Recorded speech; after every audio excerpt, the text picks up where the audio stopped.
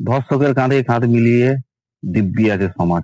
সাধের গণতন্ত্র আর চলছে শুধু ধর্ষকেরই রাজ। আর অসহায় ধর্ষিতার মাথায় শুধু কলঙ্কের বাজ।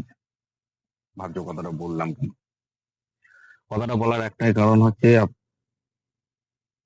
আরজি কর থেকে আরম্ভ করে দুর্গাপুর মেডিকেল কলেজ থেকে আরম্ভ করে বোলপুর থেকে আরম্ভ করে রামপুরহাট,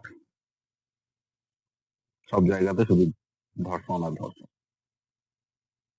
আমরা আমাদের বাড়ির ছেলে মেয়েকে পাঠাবো কোথাও পড়াতে, টিউশন, সেখানেও আমাদের মেয়ে সুরক্ষিত নয়। বাইরে কোথাও স্কুল যাবে, কলেজ যাবে, সেখানেও তারা সুরক্ষিত। তাহলে আমাদের পশ্চিমবঙ্গের মেয়েরা আজকে সুরক্ষিতটা কোথায়?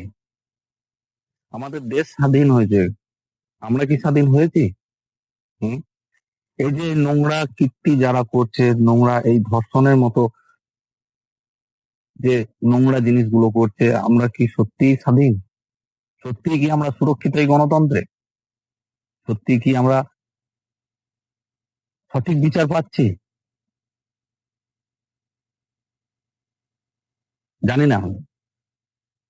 সত্যি খুব খারাপ লাগছে, আমাদের বাড়ির মা বোনেরা সুরক্ষিত নয়।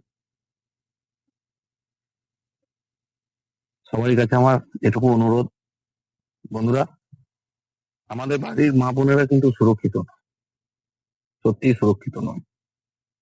যারা ধর্ষণ করছে তাদের কি সঠিক বিচার হচ্ছে? আমার মনে হয় যেন না।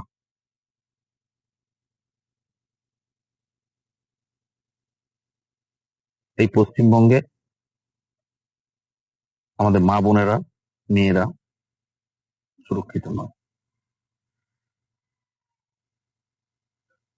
এই জন্য দয়া করে সবাই সাবধানে থাকবেন, কারণ এর বিচার আমার মনে হয় যেন হবে না।